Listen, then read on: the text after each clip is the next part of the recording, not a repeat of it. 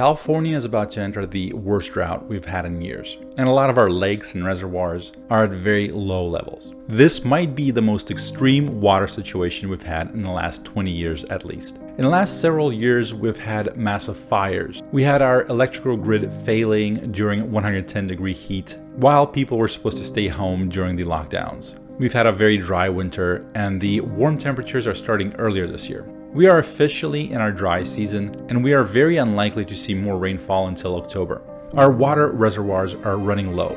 Lakes, rivers, etc. are running low. This seems like the perfect storm for a lot of bad things to happen. I think there's a 100% chance that things are gonna get worse before they get better. We have a long, dry summer to get through. We rely on reservoirs and the mountain snow that once it melts, some of that makes it down into the reservoirs. But it got warm much earlier this year and the land was already dry, so most of that water was gone before it reached the reservoir. So normally we get that snow runoff during the hot summer months, but we are not getting any this year, which will likely make the issue even worse. Some industries are already affected by this.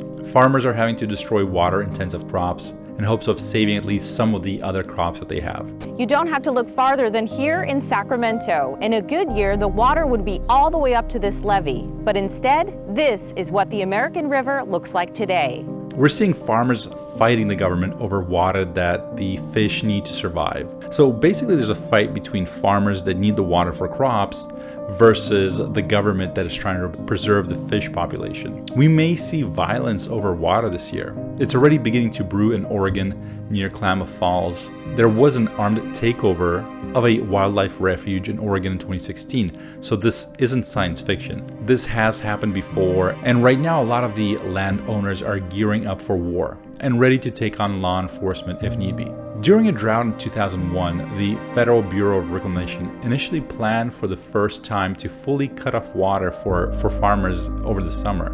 That order started an uprising of farmers and ranchers who used saws, torches, and crowbars to breach the facilities and open the canal. U.S. Marshals eventually stepped in to protect the gates, and the Bureau of Reclamation later released some water to help the farmers.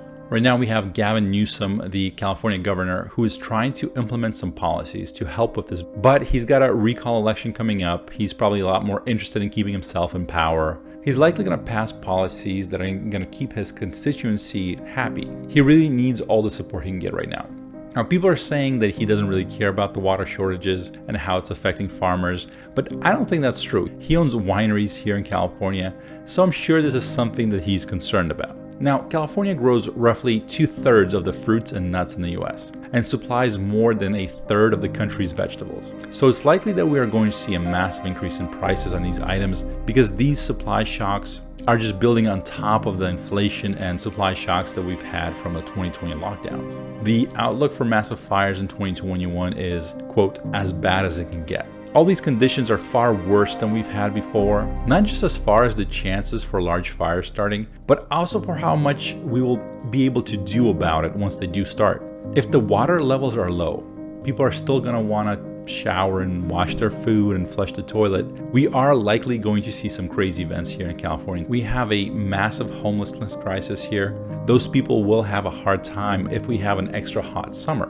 If we have water shortages, combine that with the coming evictions, with the unemployment running out, etc. And if you're outside of California, you will likely be affected by this as well.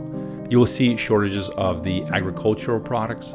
You will see massive flooding of Californians into your state if you haven't seen that already. A lot of people are trying to leave California right now. So that's something that I've been seeing and it's picking up steam. So that's something that we're gonna have to deal with this summer. What do you think? Please comment below. I read every comment and respond to as many as I can. Do you think California is just unlucky, or is it our leadership that's at fault?